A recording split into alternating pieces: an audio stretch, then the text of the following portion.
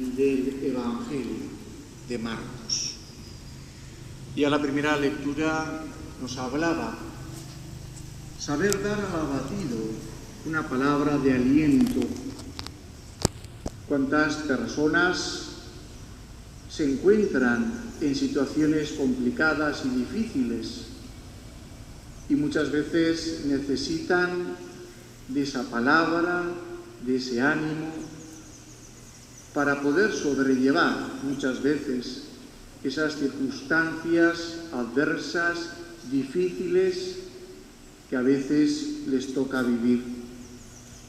Y el mismo Jesús nos decía ahí, que daba esas mismas palabras en esa primera lectura. Saber acompañar, dar esperanza en este caminar de nuestra Iglesia, de nuestra parroquia, de nuestras comunidades. Uno de los elementos importantes es el de saber acoger, acompañar y cuidar de aquellos que Dios ha puesto a nuestro lado. Esa primera lectura también nos hablaba cómo había ofrecido su espalda a aquellos que lo golpeaban. Cuántas realidades de sufrimiento, de dolor, muchas veces físico, en tantas y tantas situaciones que las personas viven y muchas de ellas tienen que vivir.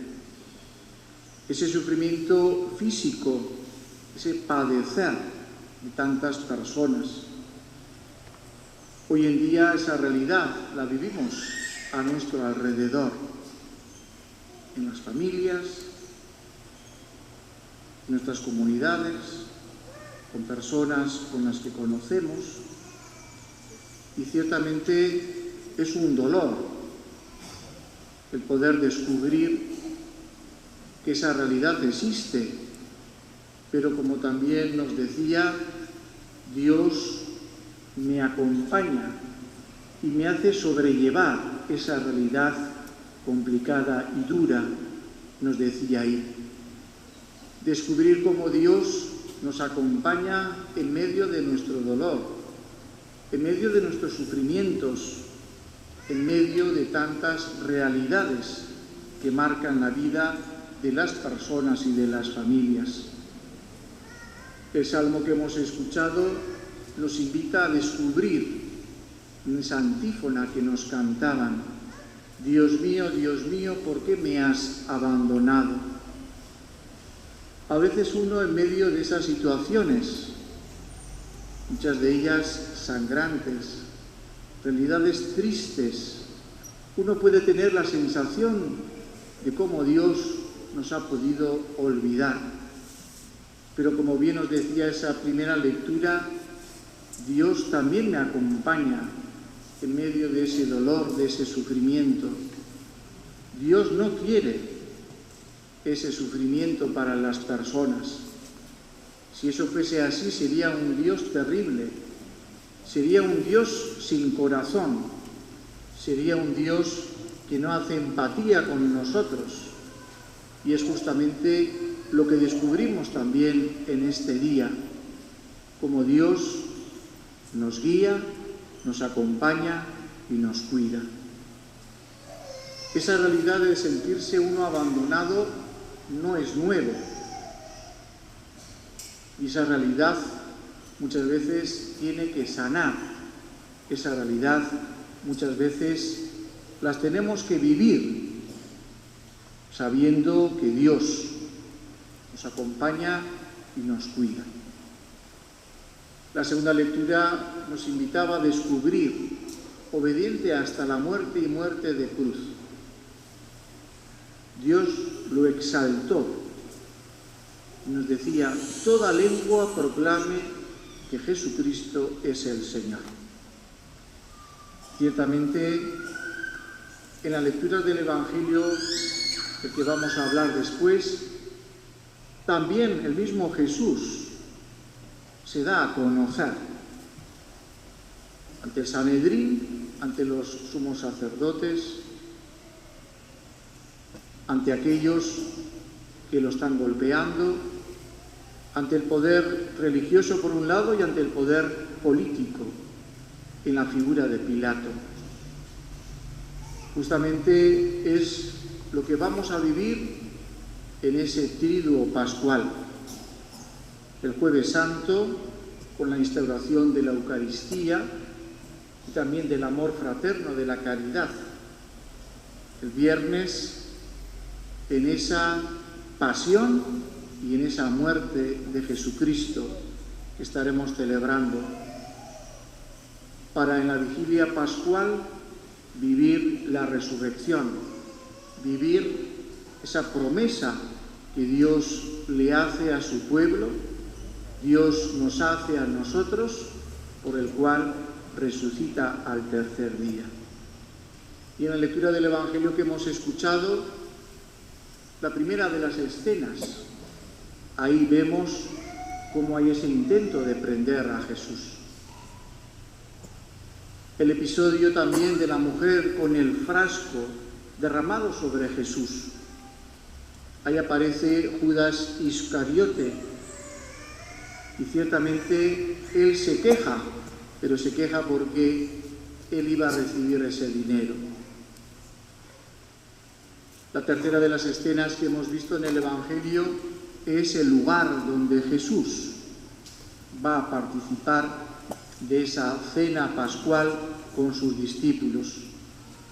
Y justamente en esa misma cena les anuncia que uno de ellos va a entregarlo. Lo que Jesús hace en esa cena nos recuerda lo que nosotros también en todas las Eucaristías celebramos, en el que Jesús se nos da, en ese cuerpo y también en esa sangre, que de alguna manera nos indican el amor por excelencia, el amor que sirve, como lo sirvieron aquellos primeros cristianos, no solamente para darse a conocer, sino para que desde su experiencia fueran capaces de poner su sello allí donde los tocó estar. La cuarta de las escenas, en el Monte de los Olivos, es donde Jesús sufre de esa angustia, sufre ese dolor, los palos con los que va a ser recibido.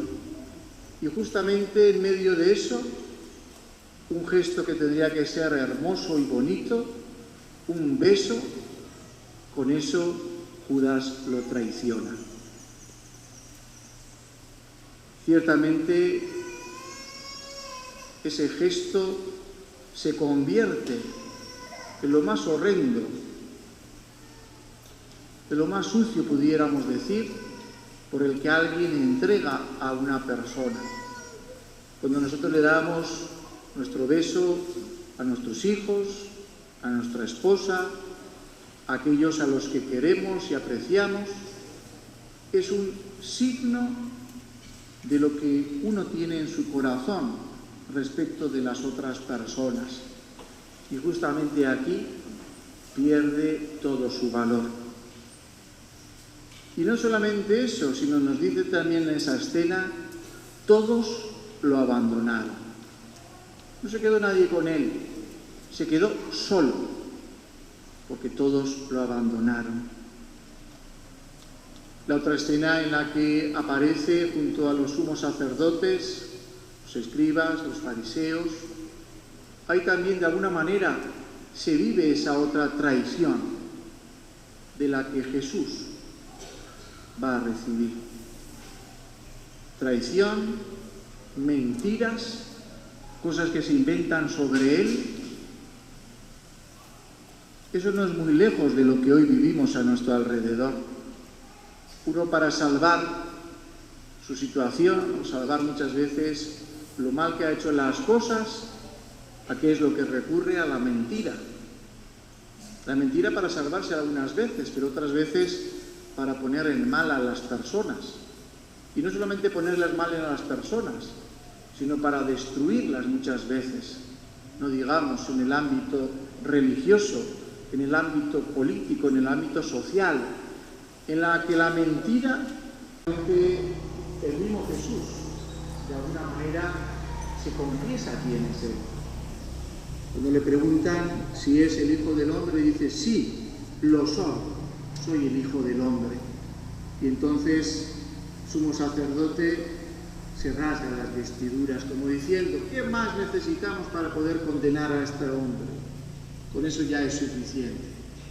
La persona que se declaraba hijo de Dios, automáticamente era reo de muerte.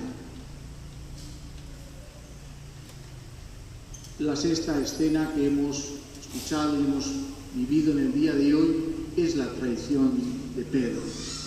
Sus negaciones.